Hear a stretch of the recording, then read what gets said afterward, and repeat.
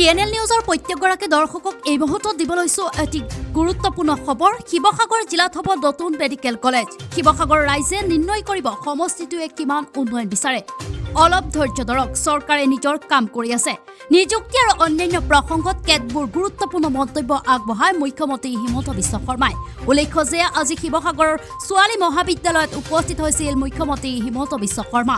আৰু মুখ্যমন্ত্ৰী হিমন্ত বিশ্ব শৰ্মা ছোৱালী মহাবিদ্যালয়ত উপস্থিত হোৱাৰ পিছতেই প্ৰথমটো ঘোষণা কৰিছে শিৱসাগৰ জিলাত হ'ব নতুন মেডিকেল কলেজ। আৰু শিৱসাগৰ ৰাইজে নিৰ্ণয় কৰিব সমষ্টিটোৱে কিমান উন্নয়ন বিচাৰে। এইদৰে মন্তব্য কৰে আজি মুখ্যমন্ত্ৰী হিমন্ত বিশ্ব শৰ্মাই। আমি জনাই গৈছো এই মুহূৰ্তৰ এটি গুৰুত্বপূৰ্ণ খবৰ। TNL নিউজৰ প্ৰত্যেকগৰাকী দৰ্শকক শিৱসাগৰ জিলাত হ'ব নতুন মেডিকেল কলেজ। শিৱসাগৰ ৰাইজে নিৰ্ণয় কৰিব সমষ্টিটোৱে কিমান উন্নয়ন বিচাৰে। অলপ ধৈৰ্য ধৰক, চৰকাৰে নিজৰ কাম কৰি আছে। নিযুক্তি আৰু অন্যান্য প্ৰসংগত কেতবোৰ গুৰুত্বপূৰ্ণ মন্তব্য আগবঢ়ায় হিমন্ত বিশ্ব শৰ্মাই।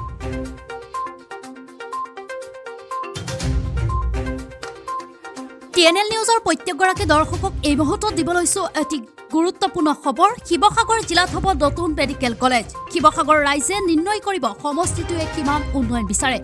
অলপ ধৈৰ্য ধৰক, চৰকাৰে নিজৰ কাম কৰি আছে।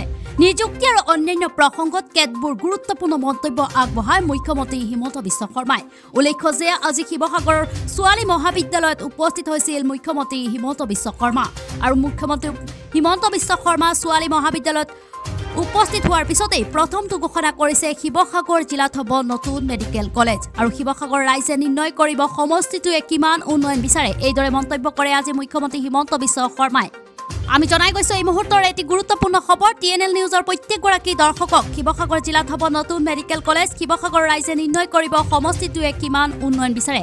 অলপ ধৈৰ্য ধৰক, চৰকাৰে নিজৰ কাম কৰি আছে। নিযুক্তি আৰু অন্যান্য প্ৰসংগত কেতবোৰ গুৰুত্বপূৰ্ণ মন্তব্য আগবঢ়ায় হিমন্ত বিশ্ব শৰ্মাই।